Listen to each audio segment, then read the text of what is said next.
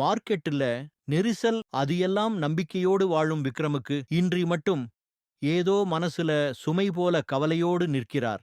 கடை மூடப்பட்டதோ, வருவாய் குறைந்ததோ, அவனோட கண்கள் பேசுறது ஒரு சிறிய பயமும் ஒரு தீவிரமான கவலையும். விக்ரமின் கடை பக்கத்துல நின்று அவனை பார்த்த கண்களில் பயம் உண்டு, மிரட்டல் உண்டு. கையில் ஹெல்மெட், இரும்பு ராட்.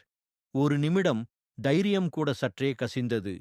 அந்த கேங்கை லீடர் விக்ரமுக்கு விரல் சுட்டு சொன்னான், மாசம் மாசம் காசு கொடுக்கணும். விக்ரம் பயந்தாலும் மனசுல ஒரு சிறிய தீபம் இருக்கிறதாம்.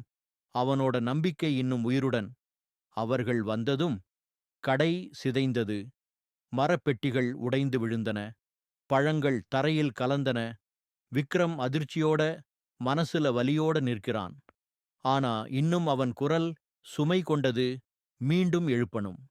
கேமராவை நோக்கி விக்ரம் பேச ஆரம்பிச்சான். இது என்னடா நடக்குது? என் கடை, என் கனவுகள் எப்படி இப்படி சிதறிக்கிறாங்களே? அவனோட குரலில் கோபமும் வலியும் உண்மை. ஆனா கணம் மாறி விக்ரம் வானை நோக்கி சொன்னான், கடவுள் கைகால கொடுத்திருக்கிறார். அதை நம்பிக்கையோட உபயோகப்படுத்துங்க. யாராலும் என்னை உடைக்க முடியாது. அவன் குரலில் நம்பிக்கையும் உண்மையும் இருந்தது. அவர்களை சுற்றி நின்ற மக்கள் அதிர்ச்சியோட பார்க்கிறார்கள். விக்ரம் கையை நீட்டி சொன்னான், வேலை செய்யுங்க, பயமில்லாம வாழுங்க, உன் உழைப்புக்கு வெற்றி உண்டு. அவனோட குரலில் மனதை தெளிவாக்கும் சக்தி இருந்தது. மொபைல் கை கொடுத்து விக்ரம் சிரித்து பேசினான், நான் தனியாக இல்லை, எனக்கு என் சப்ஸ்கிரைபர்ஸ் இருக்காங்க, அவங்கதான் எனக்கு சக்தி.